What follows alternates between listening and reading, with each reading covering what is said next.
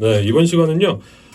허변의 명불허변 시간입니다. 하종선 변호사님 나오셨습니다. 반갑습니다. 네, 반갑습니다. 예, 네. 오늘 뭐 굉장히 바쁘셨다고요?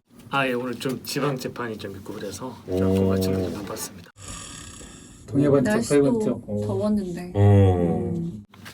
진짜 공감하시는 저 표정 너무 좋고. 근데 진짜 네? 보는 분들 양복을 못 여기 우리 입고 둘도 지금 공부하는 거 안 보여요? 근데 여기만 지금 눈빛이 보시고. 아주 그 네, 네, 꼭 연습하자고 따라오라고. 연습해 좀. 아니야. 허변은 이제 남녀 성별 처리를 하고 있는 거야. 명확하신 분이시니까. 능력 평가라고 지금. 왜?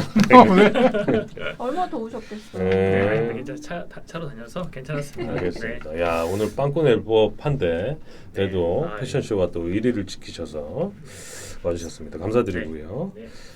이번 주 주제는 뭡니까? 미디어 패션쇼에 새로운 PPL 제품이 들어왔습니다. 네.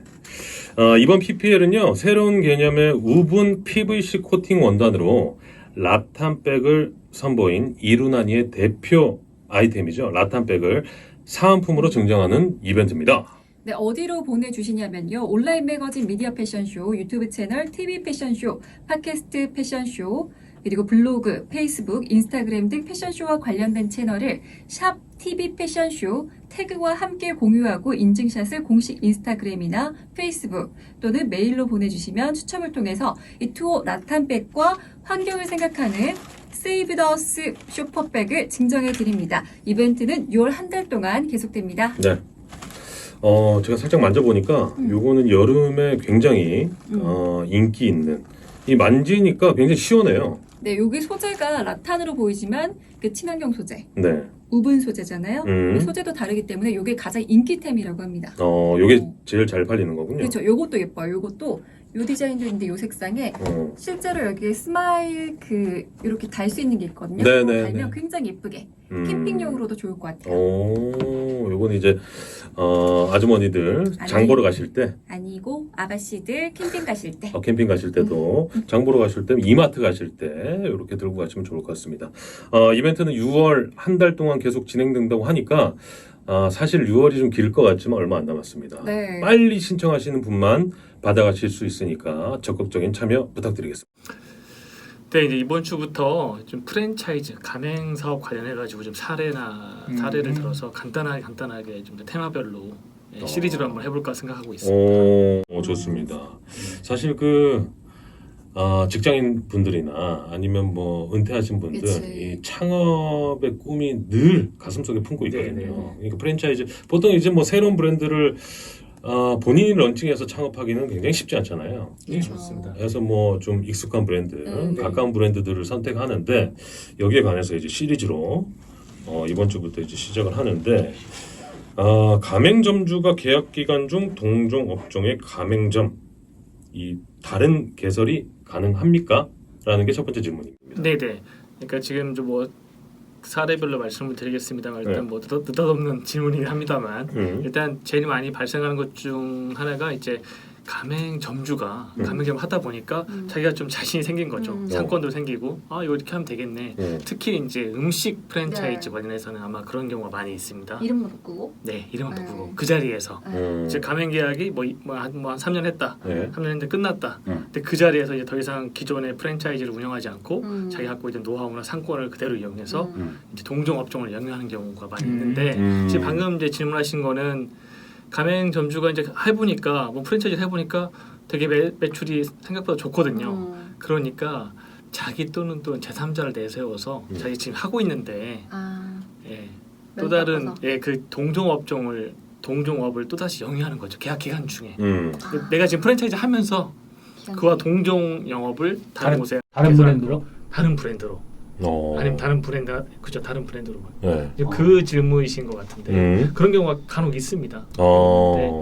근데 그 경우 있는데 이 경우에 이제 제가 그런 프랜차이즈 사건을 할 때 이제 가맹점주한테 그런 질문을 받게 되면 이제 가맹점주는 아마 다른 곳으로 이제 하려고 하는 그런 마음으로 네. 해도 됐나요? 괜찮아요? 이런 게 좀 하려고 하는데 문제가 됩니까? 네, 이렇게. 이런 질문으로 다가오시죠. 네. 근데 이제 뭐 걸리면 문제가 당연히 되죠. 아 네. 됩니까? 네, 문제가 됩니다. 걸리면 어. 이러고 근데 있잖아. 통상 그 가맹 계약할 때 다 넣잖아요. 가맹 맞습니다. 법률에서. 예, 가맹사업법에 아예 네. 규정이 돼 있어요. 음. 계약 기간 어. 중에 그 동종 영업을 할 수 없도록 돼 있고요.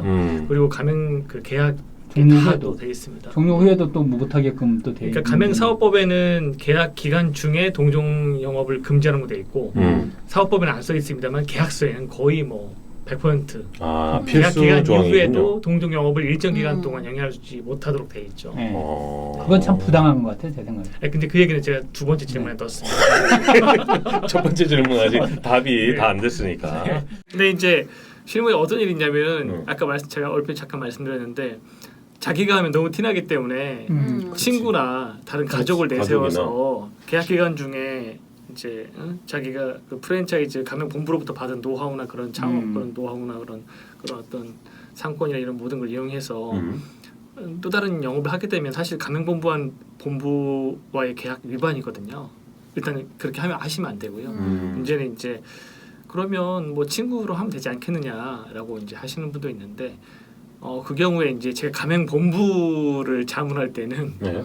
그 판단하는 요소가 있습니다. 그러니까 이 부분을 타겟을 잡아서 나중에 이제 우리 소송을 걸어서 특히 가맹 점주에게 더 이상 동종 영업을 못하도록 하는 경우가 있는데 첫 번째 판단 기준이 이제 가보는 거죠. 밤에 저녁에. 그러니까 낮에는 주인이. 이 가맹 점주가 원래 프랜차이즈 영업을 하는데 밤에는 이제 밤에 그쪽으로 출근하는 거죠. 다른 네. 동영역으로. 즉 주인 실제 주인이 음. 그 다른 제3자 명의로 영업하는 그 네. 업체에 가든지 네. 지배하는 실질적 지배를 하는 건지 음. 첫 번째 판단 요소고 두 번째는 제3자 명의로 그 영위되는 그 업체가 그 출자금이 누구의 돈인지 그건 나중에 재판 과정에서 좀 많이 밝혀지거든요. 아, 재판까지 가야 그건 네, 이제 그렇죠. 밝혀지는 사실은 거고. 그건 의무적으로 알 수는 없죠. 그렇죠. 네, 그런 경우로 판단 요소를 삼아서 제3자라 하더라도 그 실제 주인이 지배를 하고 또 출자금도 들어갔고 이런 부분이 있으면 사실상 그 가맹 점주가 운영하는 것으로 봐서 동종 영업을 못하도록 됐죠. 일단은 손해배상도 해야 되고요.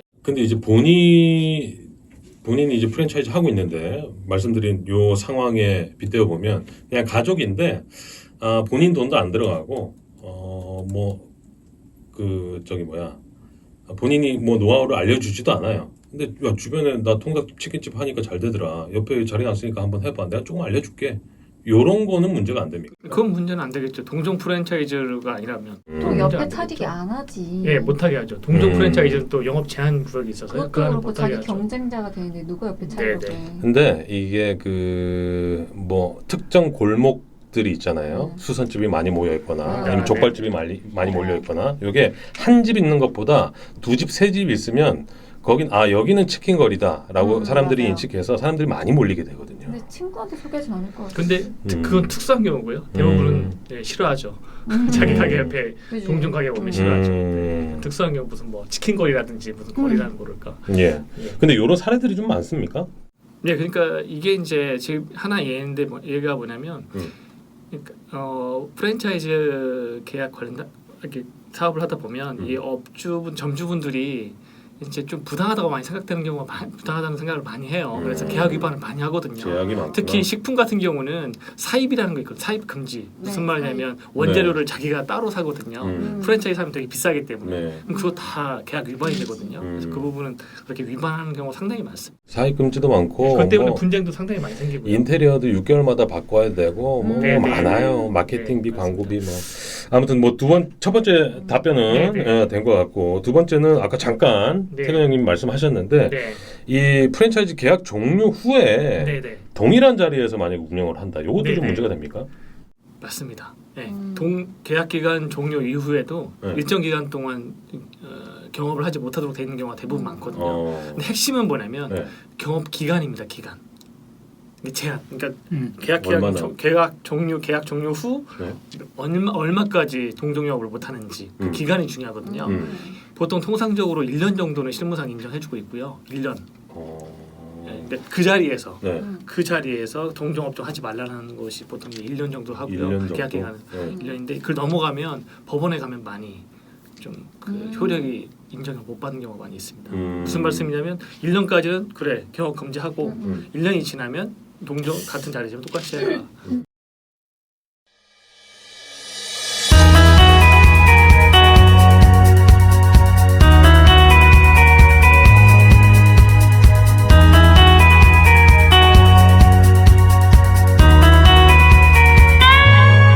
왜 1년은 오케이가 되는 거예요?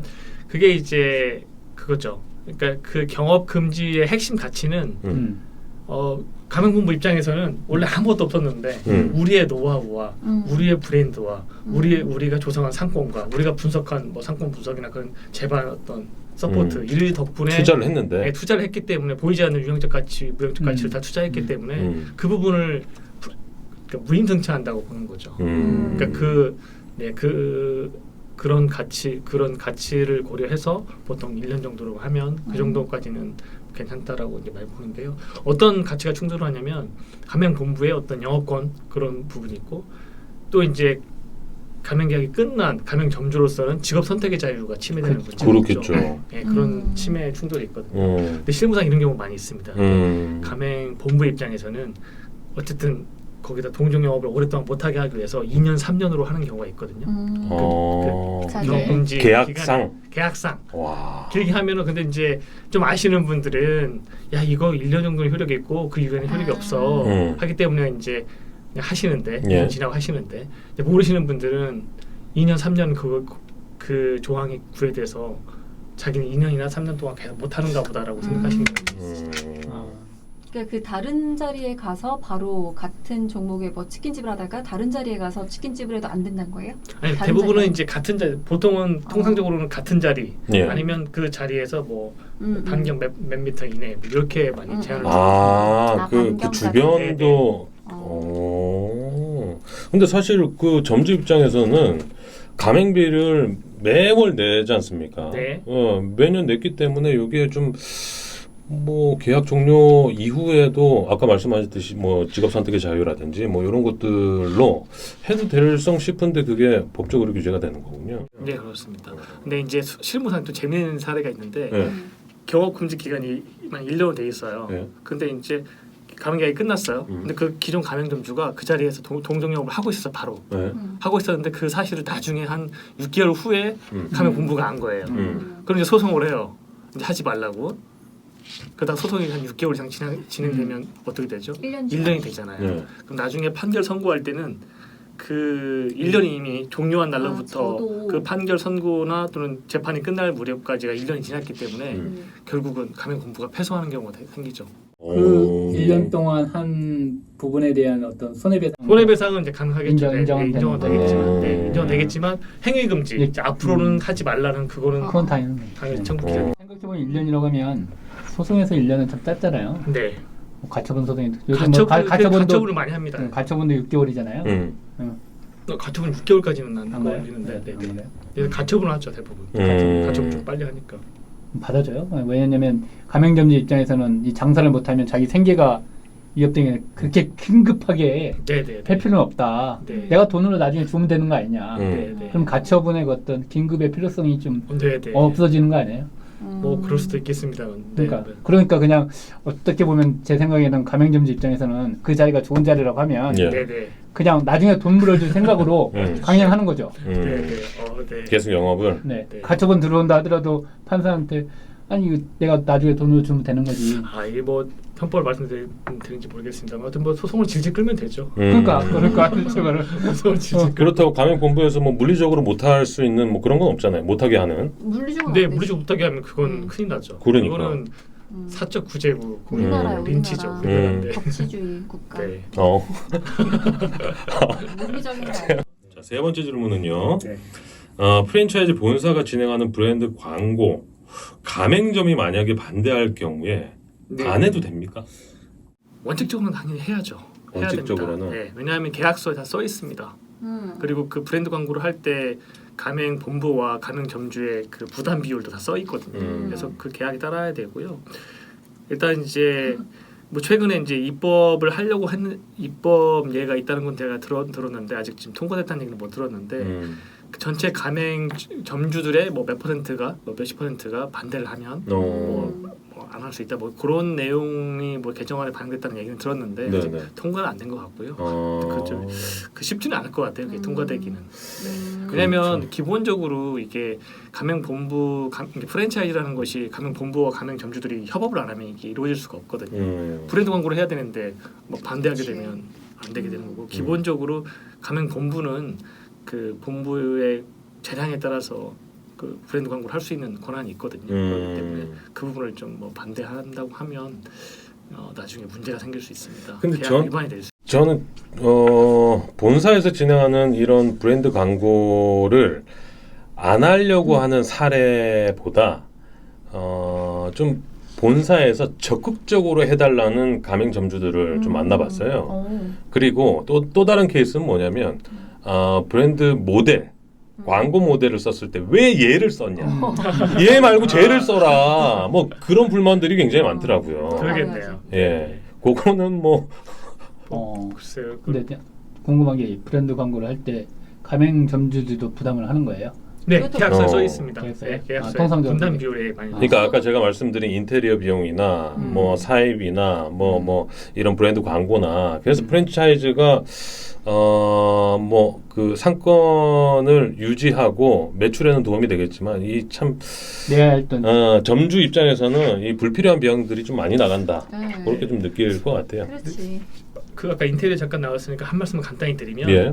그 프랜차이즈 계약할 때 보면 인테리어 업체를 가맹 본부가 지정한 업체를 쓰도록 계약서에 돼 있는 경우가 되게 많습니다. 그게 꿀이네. 그게 네. 꿀이지. 뭐. 그게 가맹 본부의 상당 매출이 가맹비 면제해 준다고 그러고 예. 다른 거 다 면제해 주고 다 하는데 인테리어에서 되게 많이 이렇게 그때 말로 많이 매출을 뽑고 보통 계열사를 예. 한다거나 뭐 거기 뭐 전체 계열사. 어떤 프랜차이즈는 전체 매출 중에 뭐 반절 이상을 인테리어 업체 그쪽 통상 인테리어 수당이라고 대표의 대표는 그렇죠. 인테리어를 계열사로 가맹본부의 설립한다든지. 와이프 되신 분이야. 네. 근데 이거 관련해서 좀 그 대형 커피 프랜차이즈 사례가 있거든요. 예. 그래서 이제 너무 인테리어 보니까 너무 인테리어가 비싼 거예요. 자기가 봐도 견적을 딴 데 뽑아 보니까 그래서 이제 가맹본부 얘기를 한 거지. 나는 다른 데서 하겠다. 왜 이걸 꼭 그렇게 비싼 가격을 해야 되냐. 그러니까 이제 소송이 다퉜는데 아마 그 2심까지는 가맹본부가 이겼을 거예요. 예. 가맹본부가 이겼어요. 왜냐하면 그 정보공개서에도 써 있고 가맹계약서에도 다 써 있기 때문에 이미 가맹점주는 가맹계약 체결할 당시에 이미 자기는 인테리어 업체를 여기서 지정한 업체 써야 된다는 걸 알고 네. 있습니다. 그런데 대법원에 뒤집어졌거든요. 오. 대법원 뒤집어졌는데 이야. 정보공개서나 정보공개서 써 있다고 하더라도 예. 그 이제 조건을 제시한 것 뿐이고 그리고 정보공개서에 그런 게 써 있다 하더라도 그 내용이 부당하게 가맹점주를 뭐 제한하거나 권리를 제한하거나 그런 문제가 되면 가맹사업법상 위반이 된다. 위반이 되기 때문에 그렇게 뭐 결국은 가맹본부가 패소한 사례가 있거든요. 이야, 최근입니까? 네. 근데 그게 근데 모든 경우에 적용되는 모든 경우에 건 적용되는 건 아닙니다. 네. 모든 경우에 좀 적용되는 무리하게 했을 때. 부당하게 네, 부당하게 했을 거기 때문에 부당성이 있냐 없냐가 핵심이죠. 예. 그런 경우에서 그러니까 일률적으로 가맹계약 인테리어 업체는 가맹본부가 지정 업체를 써야 된다라고 말씀을 드릴 수는 없고 너무 부당한 조건이 있으면 그 부분을 좀 검토를 해서 이의제기할 수 있는지를 좀 생각해 봐야 될 것 같습니다. 알겠습니다. 좀 더 투명해지겠네요. 항목을 왜 가맹비를 안 받고 인테리어 비용으로 그냥 퉁쳐서 넣는 그런 거 있잖아요. 근데 가맹비라고 차라리 따로 명기를 하면 오히려 더 투명해지겠네. 근데 이게 쉽지 않아요. 또 근데 또 현장에서는 가맹 본부에서는 가맹점주들을 처음에 유치할 때 되게 유인책을 많이 줘야 되기 맞아요. 때문에 그러니까 그것 때문에 다 또 계속 속이고. 아 속인다 그렇죠. 요새는 대부분 네. 공정거래위원회에서 표준계약서 다 있습니다. 준비하고 있기 때문에 네. 대부분 거기에 따라요. 네. 그래서 많은 변호사들이 하는 얘기가 가맹계약 체결하는 분들은 공정위에 있는 그 계약서 다운로드 받아서 네. 그 본부에 받은 거랑 대조해봐라. 뭐가 그렇죠. 좀 틀린지 그런 얘기를 많이 해주거든요 변호사들이. 근데 본사에서 갑질을 한다고 해서 아까 말씀하신 그 용기 있는 점주들이 나와가지고 이 법원까지 이 재판까지 이어지기가 참 쉽지 그치. 않아요. 쉽지 왜냐하면 않죠. 생계가 달려 있기 때문에. 네, 네. 아 소송비 얼마나 왔을까? 아 정말로. 아니 몰라. 한번 찾아보세요.